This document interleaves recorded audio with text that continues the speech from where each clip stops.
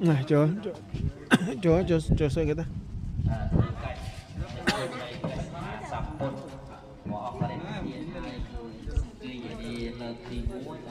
đào tỏi sừng phong cả sập bạc thì bạn nặng phía ra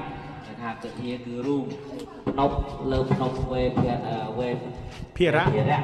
dương cây ba lao bị trồng chân nông lao mà to của pu chụp kẹt mơ từ nông khơi pu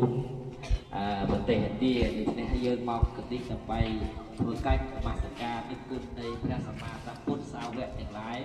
buồn rồi cao sập của buồn óc đau so ta mở óc tiếp cứ pre hạt con để bàn sập ra trên la mà hà prot bi khôngเอาแต่ได้ถึงลงซ่องได้เชียร์pre hà onแต่óc để bàn sập raเราក្នុងរួមនេះយើងទាំងឡាយមានប្រអប់ជាជាដើមបាននិមន្តដឹកនាំព្រះសង្ឃពុទ្ធបរិស័ទទាំងឡាយបានមកថ្វាយបង្គំជាទីស្ងប់ជាទីស្ងាត់ជាទីសោកយើងឃើញទៅគួរស្វែងអនិច្ចាចំណុន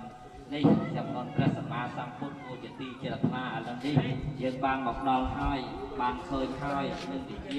នៃពិតជាយើងមិនទាន់ណាស់ប៉ុន្តែយើងជឿនៅពុទ្ធនៃព្រះពុទ្ធព្រះធម៌ព្រះសង្ឃទាំងអស់គ្នាហើយយើងធ្វើកិច្ចដើម្បីចង់ដឹងថាកន្លែងនេះជាកន្លែងអ្វីថាកន្លែងសង្ឃាយនីលើកទី1ដែលព្រះសម្មាសម្ពុទ្ធព្រះអង្គទ្រង់សម្ដែងប្រតិភិនដោយព្រះកាសបៈលោកសម្ដែងទេសនាដើម្បី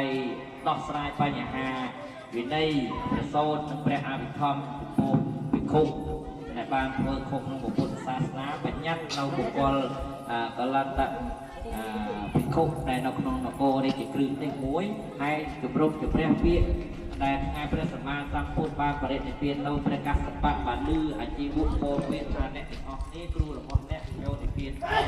អ្នកកំពុងនៅដើរទីនេះមិនដឹងទេឬ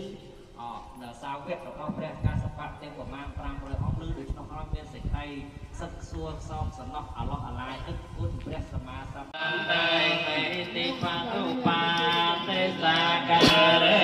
ពុទ្ធកម្មសង្ឃังអភិពុជយាមេមេតាបេតាតានាញចមៃហាញចតិការតាំងអបាយហេតាយសខាយានមោតាសាភវេតោអរហតោសម្មាសម្ពុទ្ធសនមោតាសភគវតោអរហតោសម្មាសម្ពុទ្ធសនមោតាសភគវតោអរហតោសម្មាសម្ពុទ្ធសា